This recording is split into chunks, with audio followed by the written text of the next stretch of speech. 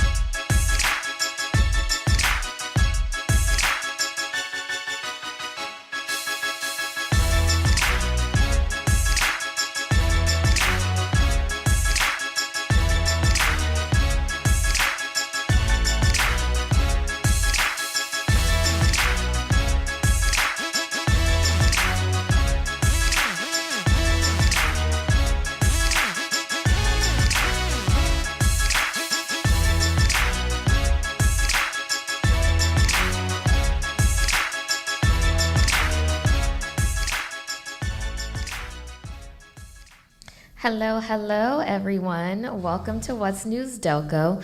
It's your girl, Dymond, and today we will be having a special Delco Pride Edition episode, and we are joined by the main organizers of Delco Pride, aka UDTJ. I will be a little biased. And today we have Kyle McIntyre, co-founder of UDTJ, as well as logistics coordinator for the festival, Elijah Neal, another UDTJ member and security coordinator, and Kendell Simmons, our performance coordinator. So I'm pretty sure, like everyone is wondering, one, how we made it to this point. So Kyle, I guess I should actually start off with you since we've been through this for the past 3 years. And yeah, we can just tell the audience how we originally got involved with Delco Pride and what that organizing process has looked like for over the past 3 years, and just why we thought to take initiative on that. Yeah, it has been, I mean, you know this better than anyone else since you've been there since the beginning. Same thing with Elijah.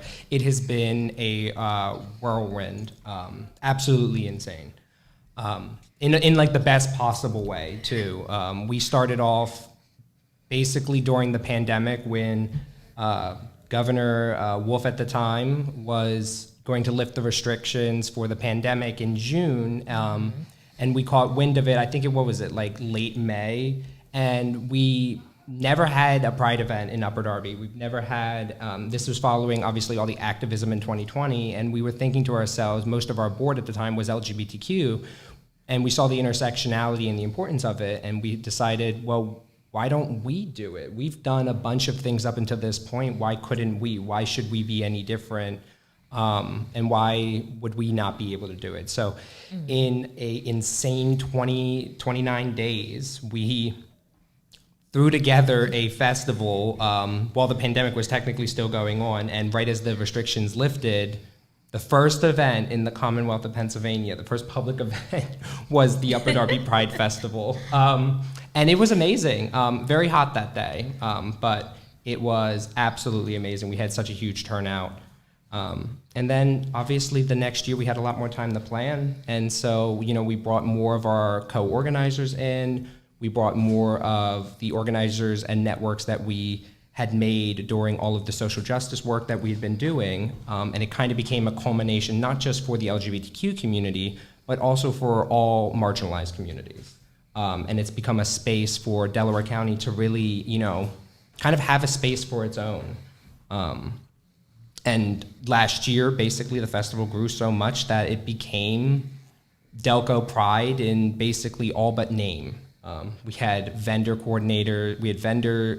from all across the county, all across the state, and actually all across the country, and performers as well. And even our coordinators were not just Upper Darby based, from all across Delaware County.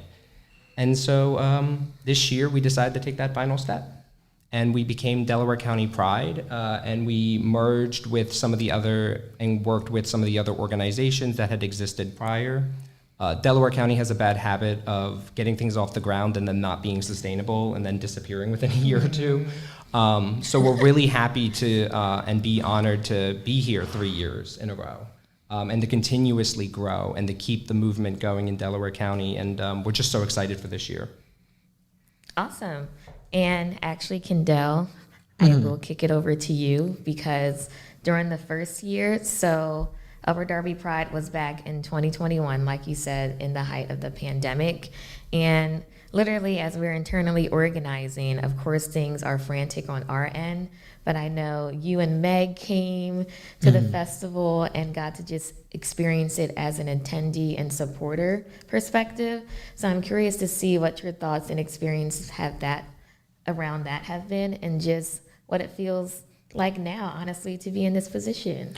So honestly, like being on the outside looking in at stuff, it's always been something that bothered me. So I loved being there, but I was like, man, how can I make myself like actually a part of this? And then I started thinking like, okay, well, protest and poetry, they're often like very similar languages. And then you guys knew that I was a poet. Y'all had been coming out to like my poetry events. So to see like the growth from like, hey, I'm popping out to like support to, oh, hey, get on our stage, we need a performer. That was super lit. It's definitely one of my favorite feelings that I felt like in my whole life is knowing that I've like escalated from like attendee to performer to like performer organizer. Like all of that has been really, really interesting to me. And just to see all of my worlds like coming together like this it's just super beautiful. Awesome. And with you being the performance coordinator this year, what does that role entail? A lot of networking. Like 94% of it I think is like networking. It's just talking to people and making sure everybody has their ducks in a row. Getting people together. I think the hardest part is like when people don't check emails and stuff and it's like, oh goodness. Okay, so what do I do now? So you start like dialing phone numbers, you start texting people. A lot of it is really just like the networking, getting people together. A lot of like Google Doc work that I wasn't really used to doing before. Because like a lot of my Google Docs is literally just like my poetry. And then now it's like, okay, well, I also have to have like this list of people, this list of like times for the like performers, the program itself. So it's definitely been a little overwhelming, but it's something that you're never really ready to do it, right? So you just leap into it, and then what happens, what works, and then you carry that lesson on to the next time. So I'm hoping next year is going to be even crazier than this one. Yes, that's the goal. And Elijah, with you being the security coordinator, could you just let the audience know what that role entails for you? Well, being security coordinator entails a lot of networking and contacting with making sure attendees feel safe. So for like the past 2 years, I've been doing the festival. I've been mostly the most out of sight person in trying to just make sure attendees feel safe, coordinating between police and other groups, and as well as making sure that while protesters may come to the event, we want to make sure that everyone can continue to experience the fullness of Pride while attending the festival. Yeah, and since you actually mentioned protesters, just what are some tips that we can just tell attendees tomorrow, just in case we get some counter protesters? Well, there's actually a list of tips that we posted to UDTJ organization on our Instagram and Facebook, and I can actually pull it up right now. So from the list that we've created, the security list that we've created, step 1 is staying peaceful and not playing into any victimizations that protesters may bring. If the goal is to make sure that we feel uncomfortable, we just should carry on with the festival.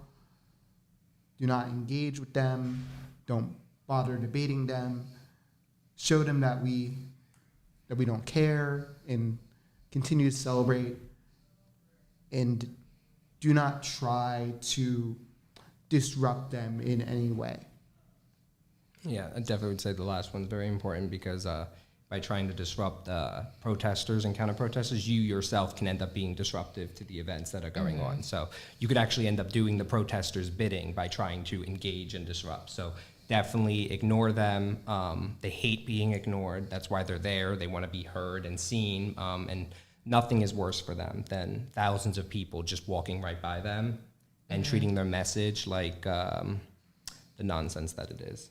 Irrelevant. That's Exactly. What they are. That's exactly what Irrelevant. they are. Exactly what they are.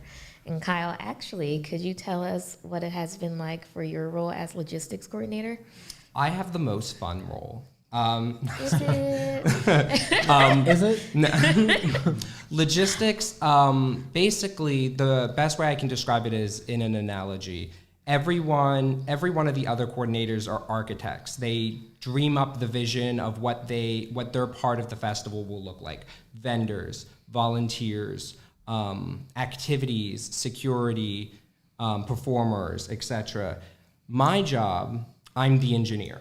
It's my job to take those visions, make them reality. So whether that means through networking, contact, you've seen the Google Drive, how many spreadsheets there are and trackers. It's a million.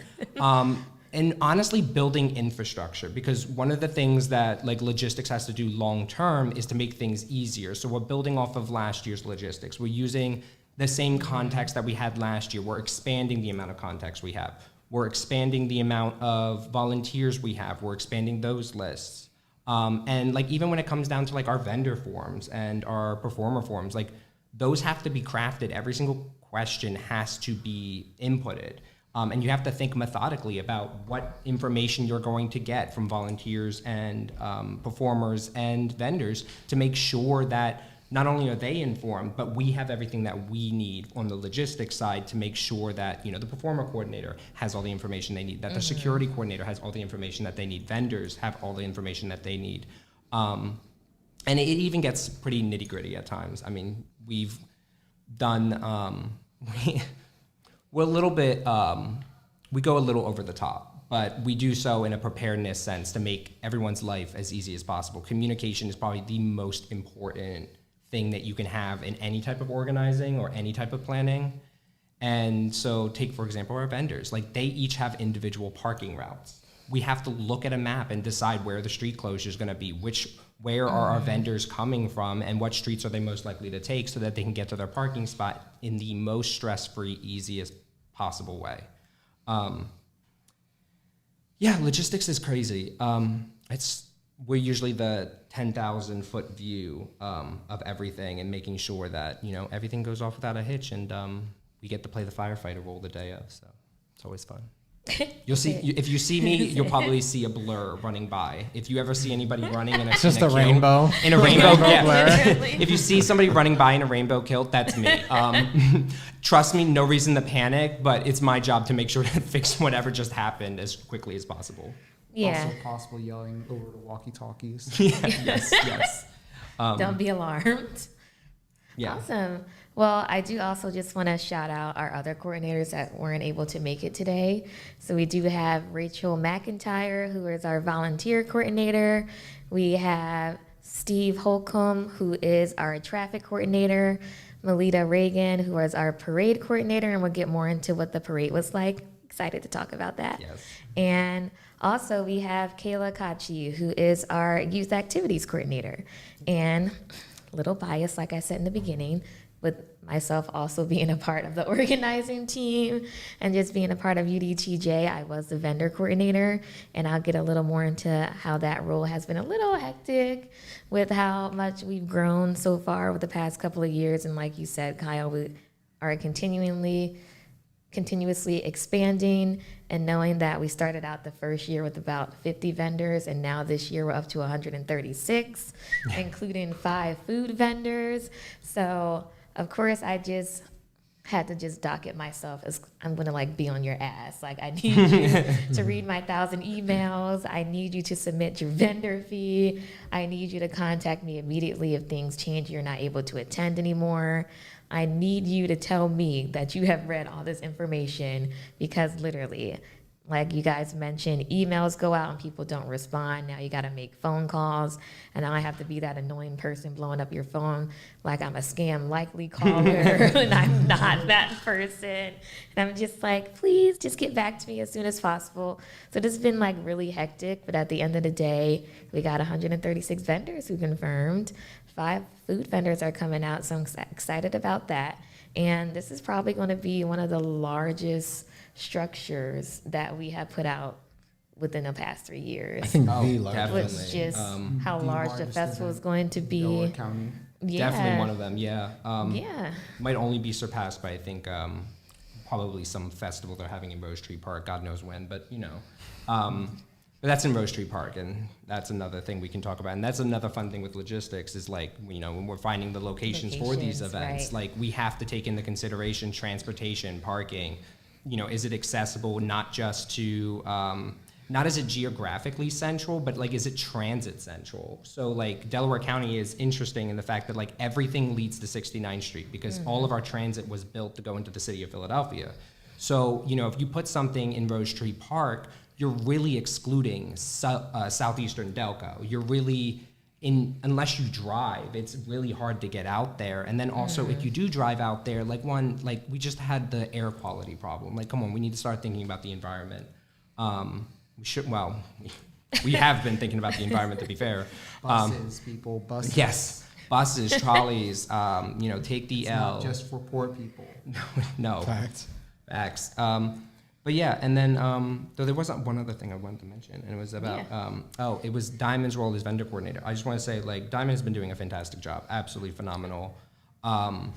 It is the communication, and I think that that's one thing that people don't expect usually from these types of events is the amount of information that we throw at people because we've thought of everything. And it's so important to kind of pre-think of all the questions because when you send out these emails and you send out like the setup and breakdown plan, and yes, it might be a 5-page document, but if you don't and you leave things up to curiosity and you have 130 vendors, prepare for 130 emails the day before. Facts. And you do not have the time or the capacity to answer 130 emails.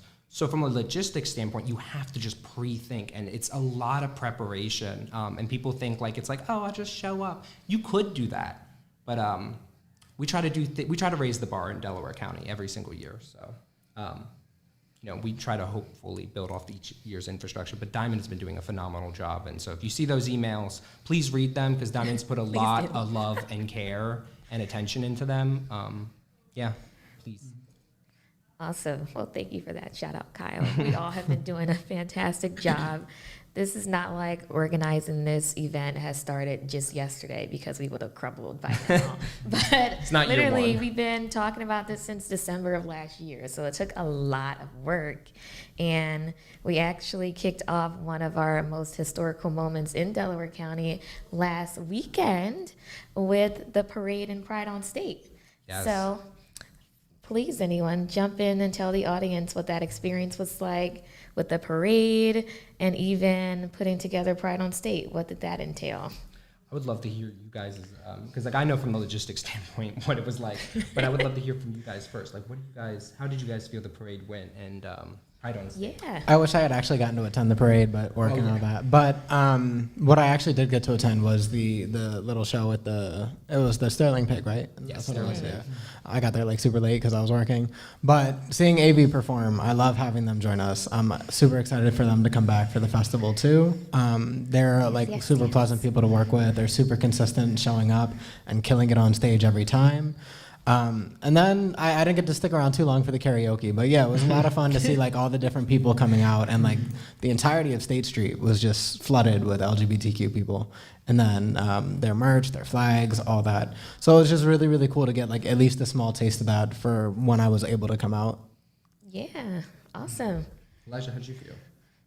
I was going to say roll the clip from the start of the parade, and you could get an idea of the general excitement I felt since have been planning this since January of this year, all the way back in December, like you said. And it's been to see it all come to fruition in front of our eyes was like, wow, we did this. It's great. It's fun. Do the damn thing. Yeah. To see, especially to see when we started pulling in the general community to march alongside That was pretty. the parade. That was almost the money shot. The moment I felt that we had truly accomplished what we set out to do with the creation of the parade, or else many people wouldn't have never felt inclined to join in. Yeah, I mean, and that was like the purpose of like the parade. So the festival, I mean, we always talk about like what our mission is, like what our goal is. And the festival has always been to connect our community, which Delaware County has historically lacked many resources for the LGBTQ community, just across the board. And what little resources we had, well, they didn't survive the pandemic. So we started off even with less than what we normally would have had. So the festival's goal is to connect people with resources, connect them with organizations and groups that support them so they can learn more about what the resources are in their area, and hopefully to inspire future resources to be expanded out into Delaware County for residents. It's not, we can't expect somebody or like a teenager in high school that really could use a youth support group to get on the Sharon Hill trolley and go after school into the city of Philadelphia and then have to come home and explain to their parents where they were the last 3 hours. Like, that's hard, especially if you're in the closet and you're not in a supportive environment. Not having those resources locally endangers people, and it also just prevents them from accessing them. So I think I definitely think the region is waking up that Delaware County definitely is in need, in that we're starting that work, and that's why the Upper Darby Pride Festival, now becoming the Delaware County Pride Festival, located in downtown Upper Darby, can hopefully be a bridge from Philadelphia and the resource-rich LGBTQ community in Philly to Delaware County. And we have a lot of Philly orgs that are coming out that are going to be sharing resources and information, and hopefully it will inspire some more investment out here. The parade, on the other hand, is specifically designed for Delaware County to help us build community, to really start the formation of community groups, whether it be an LGBTQ soccer club, whether it be an LGBTQ arts group, whether it be an LGBTQ or a trans support group. We actually, and Dymond, you could speak more on this because I know you were running and facilitating some of these community groups. They actually wanted to form a community group. Yeah. So from that alone, we were like, this is a success. And we really wanted to wake Delaware County up to the idea that, like, this can happen here. Pride is here to stay, and Delaware County is changing and evolving and growing. And it only gets better from here, especially with all the terrible, sad news in the world these days. Truly returning Delaware County to its roots. Yes. Yes. That's exactly. the perfect way to describe it. I'm not gonna lie, I almost cried during the parade when I was in the back. And you guys know me, how little, like, Kyle does not express his feelings or emotions outwardly. I'm usually all work, especially when the events are going on. But when I saw the community join in, that was pretty moving, especially for Delaware County. Who knows, maybe we'll bring the gay roller rink back in 69th Street. That used to be what was it? Well, there used to be a roller rink, Yeah, the roller rink back in 69th Street. That would be nice. We'd love to have more community events, just year round. Yeah.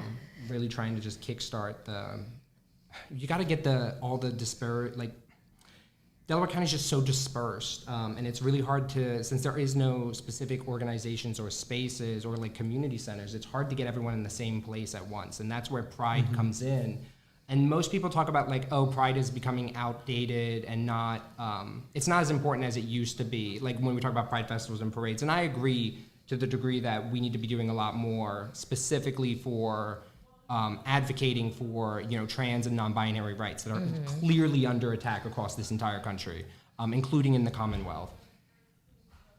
But in the specific case of Delaware County, with there never being anything, Pride holds such importance because it is the start of the community building. And if you go back to the history of Stonewall, et cetera, it was one of the few occasions where a good portion of the LGBTQ community was actually working together on something. And I take a lot of shots at specifically the cis gay community, because there was a lot of segregation, especially back in the 70s, and racial segregation in the LGBTQ community.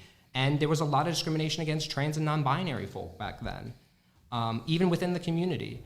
But for a few weeks, when that first Liberation Parade happened, or Liberation March in New York City, there was a unity there. And that's what became the formation of what Pride is, right? It's a unifying of the community for a collective goal, and that is the liberation of LGBTQ people and against their criminalization. So, sorry, not to get political, but Oh, it's all No, political, that's literally baby. what it is. It's all political. it's human rights. It's human rights. Right, which is what we're fighting for. I know for me, with the parade, with Kayla and I just in the front holding a banner, I know personally I was very anxious. I wasn't really sure how many people to expect to come out, if anyone would come out besides counter protesters. But actually, while lining up and seeing just hundreds of people stationed along State Street, I was like, oh my God. Oh, people are actually here. They support. So to actually just walk down that street and see crowds of people, to see kids out there, just to see people just literally just being themselves and just happy that there is now a space where they just don't have to hold back anything. And I think it was amazing, even in, like, just seeing the little doggies with their little pride Oh, handkerchiefs too. I was just like, Meg really captured some great pictures. And I was just like, why am I crying looking at pictures? And I didn't even cry during the parade. It was so real to me. So it was literally a beautiful sight to see. And just that, like Elijah said, just seeing everyone join in at the end, even though we were in the front. But after we got back to our starting point at the park and just seeing everyone march down the street, I was like, we had this many people join. So again, it was very, very real. And I was like, oh my God, people support this. And this is People only do year love one, Pride. too. Like, and that's the crazy thing. I think Exactly. this is where my role in logistics comes in. It's where Kyle's panic comes in. I was like, oh my God, there's so many people. And I'm like sitting here just like, this is year one. I was like, oh, we're going to have some work to do for next year. Yeah. Because this is going to grow very quickly. And we're so excited for next year. I'm already thinking of all the things we're going to do. And it's just next year. Because even the challenges and hardships do come up with internally organizing, like even with the whole marching band. We booked them 9 hours before the parade. Yeah, which 9 shout out to hours them. before Like, the parade. So PME Drumline, you guys are lifesavers. lifesavers. Yeah. Lifesavers. Out of my, yeah. And look, we can't wait to have them again next year, to be I know. honest. And then right after the parade, we did have Pride on State, which was a collection of 11, which also chaos from logistics. It was 11 separately planned events, some of which overlapped with each other, basically LGBTQ themed and friendly events across State Street in media.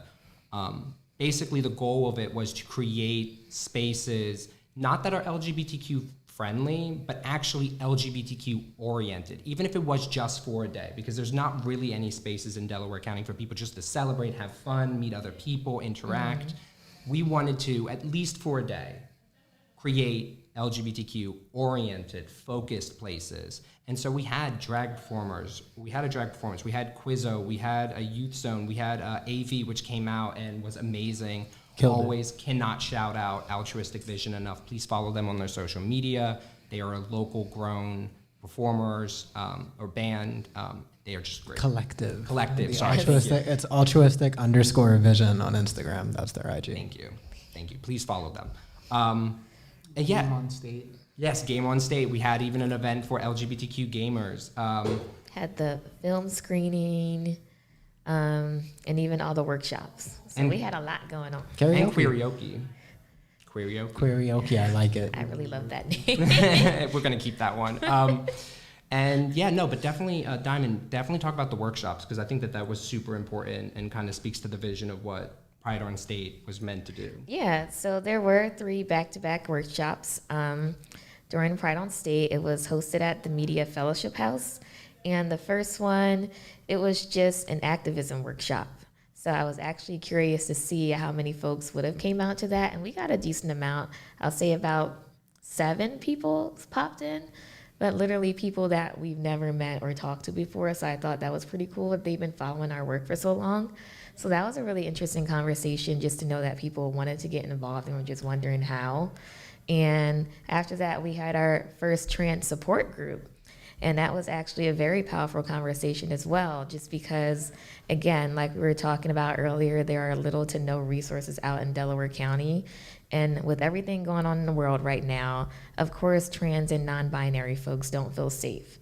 So just to talk about what that space could look like in Delaware County, how we can join forces to bring about changes, and even a major conversation that did come up was just what goes on in public schools and just schools in general around GSAs, or even stuff like sex education. What does that look like for the queer community? We never talk about those things because it's not deemed normal to discuss in a lot of agendas within schools. So to have those conversations and just try to figure out ways that we can start within communities, just to change that. It's not going to happen overnight, but people power exists. And when we demand something, it's not impossible to get it. So I thought that was a great start. So if anyone is literally open to joining that, please email us. It is an open space and we will have follow-up meetings. So it was the first start, but we'll continue on with that coalition space.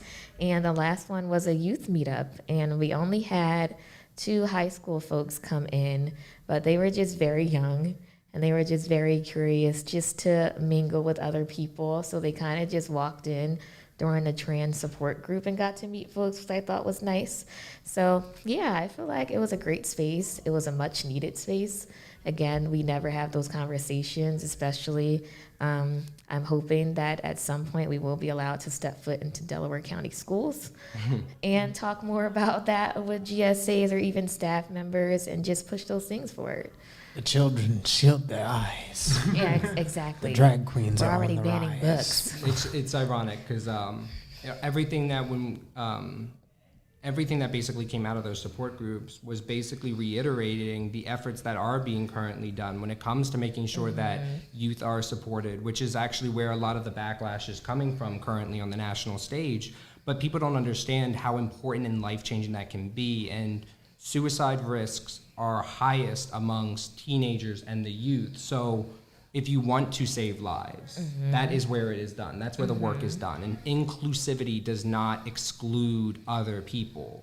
By bringing other people into the conversation, you're not discriminating against or preventing somebody else from existing. It's just making sure that those people also feel supported. So people kind of need to chill out.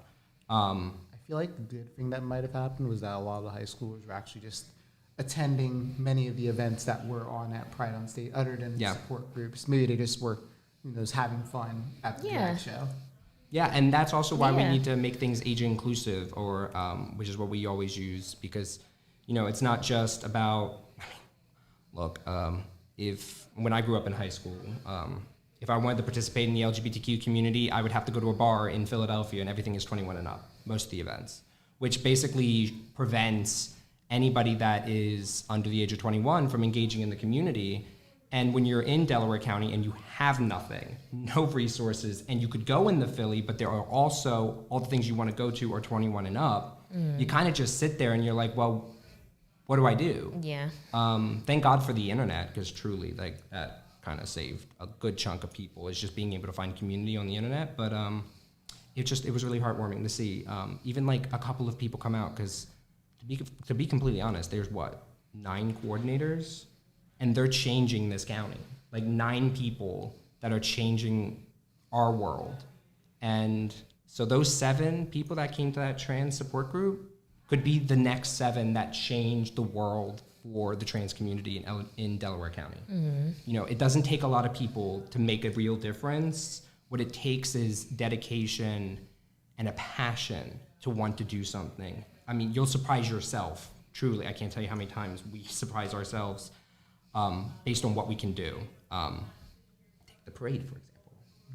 So, sorry, I digress. Let me get off my soapbox for a little bit. I'm so sorry. No need to be sorry about anything.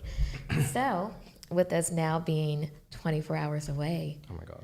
from Don't say that. Goodness. the inaugural So close. Pride Festival. So, what should we expect for tomorrow? Like, what is our Pride program looking like? Oh goodness. So honestly, I'm super excited for the opening ceremony. Like, we're not gonna have as much of a ceremony as we did last year, but the group that we're actually gonna have stepping in, I ain't gonna name no names yet. I listened to the music that they sent in. It's gonna be way more lit than I ever anticipated. I'm excited. After the opening ceremony, we're gonna be moving into our poetry show. I'm not gonna tell you who's opening that. It's definitely not the handsome guy on the far right side of the panel here, nothing like that. But yeah, we have 5 dope poets that are gonna be stepping onto the stage and killing it for a little bit. I think we're gonna have 10 minutes for the poets, and then the musical acts we're gonna have 2 15-minute performances for musicians, and then AV closing out the musical part of the show. Awesome. And then Ophelia is gonna be taking over and running the drag show from there, for drag show A and B, which are the two, I think each of them is like just over an hour. So we have 2 pretty long drag shows that are going to be closing out the whole of the festival, followed by a Q&A, and then you guys coming on to give your final remarks. So I'm super excited for everything tomorrow. Me too. I mean, if people do want a sneak peek at the program, it's definitely on our website, but you literally just got to show up to see. Yep. tj.org/Delco Pride Fest. Yeah. Where you'll find everything. And also I will mention the air quality tomorrow is going to be much improved, and we don't expect that to be an issue. We should be under, 100 AQI, and so we should be good to go. So, but that being said, we do have KN95 masks, and they will be available at Pride Central for anybody that feels inclined. We want to make sure everyone feels safe, but we should be good to go. Also, we're going to have sunny skies. Sunny skies, it's going to be about 80 degrees, so not too hot. And the humidity should be low, so, but definitely wear sunscreen. It's gonna be beach weather. Yes. We will also have a hydration station. We'll have a first aid station. Look, I'm just so excited. We have so many vendors. This is a historic first. I don't think we could squeeze everything into like an hour conversation. Yeah, really, honestly. It's so much. Please go read the program. Like, it's all there. Check out the Instagram, UDTJ organization, Twitter, Facebook as well. MySpace. Okay, not MySpace. If only. Well, just thinking about tomorrow and kind of just circling back on Pride on State. So, Kendell. Yes. What are some tips or advice you can give to performers that are stepping out on the stage for the first time? So I know during the drag show on Pride on State, we had a lot of first-time performers, and that was amazing. Honestly, oh goodness. So I've been performing like poetry since like, I think 2018 was when I did my very first performance. So it's been like a couple years now. If you are ever any less nervous, you might want to move on to something else, because it's like, at that point, it's like, okay, do you really care anymore? Like, for me, I'm nervous every time I get on stage. I always want to do a good job. I always want to show up and show out. I always want to kill it when I'm up there. If you don't have that same energy where it's like, okay, I'm going to get at this, I'm going to try my hardest, and I'm going to really bite at the bit to pull this off. If you don't have that energy, that kind of thing might not be for you, which is why I've made sure to select people that I think are going to be the ones hungry to really like put on a show, really hungry to entertain, whether that's our drag performers for this year or the poets and musicians that I've selected. I think everybody is already going to be hungry. I don't think they need too many pointers aside from show up, be the person that I know you are, which is why I picked all of them. You all know who you are if I'm talking about you. Just show up and be yourself. Do everything that you believe you're capable of, and just show everybody that it's true. It's not like you should be like, I deal with imposter syndrome myself, where it's like, oh man, am I really that guy? Yeah. But you have been validated in so many different spaces. I've been validated in so many different spaces. We picked you for a reason. So just show up and do the damn thing, right? That's it. This is why we have you in the world, Kendell. You're killing it right now. All right, so we got our performances down. So we're expecting over 20 performances. If we can just dive into a little more about what people can expect for activities or even donations for tomorrow and what that could look like. So I know Rachel will be running our Pride Central tent. Yes. And we will be selling Delco stickers. So we have a little cute little Delco map that you can literally just put on your laptop, your car, whatever, wear it. We have a whole bunch of merch that we'll be giving out tomorrow, so I'm excited about that. But Merchandise. yes. Oh, I wanted to say, Yeah. I saw bricks in the like inventory list, and I was like, can it be Pride without bricks? Like, let's be real. It actually- sounds wild, but it is a very Yes, it's a creative very thought. intentional activity. So obviously in honor of what Pride is, we will actually have so we're actually going to have a attendee interactive exhibit. We're actually going to have bricks for the community to paint. There's going to be, if I believe correctly, 27 bricks, each brick representing 2 years since Stonewall up until this year. And that will be assembled by the memorial, which every year we make sure to honor the lives and to remember the lives that have been lost and the continuous struggle and fight that we are living under. And in fact, it is escalating these days more so than ever before. So it's important to, as we celebrate, recognize those that have come before us and unfortunately those that were not able to be here with us today. And to take something, or to completely shift gears from something so emotional, for getting to the festival tomorrow, I definitely want to make sure to mention this. Please, we encourage everyone to take public transit or to use rideshare, only because there is going to be very limited parking. It is downtown. It couldn't be any more accessible via public transit. Like, this is the best location. The only other location that would be more accessible would be City Hall itself in Philadelphia. So please consider taking public transit. Parking is available, though, for those that do need it at the 69th Street Shoppers Lot. That's free. The Bywood Municipal Lot in Upper Darby, I think it's $5 just for the whole day. So it's really not that much. You're not paying like Philly parking prices. And then street parking is usually about something from 75 cents to $1 an hour, up to about 5 hours, which is the perfect length of the festival. So if you find some street parking spots, make sure to pay the parking meters. We don't want anyone getting any tickets. But yeah, please consider taking public transit. It's just going to be the easiest for everyone.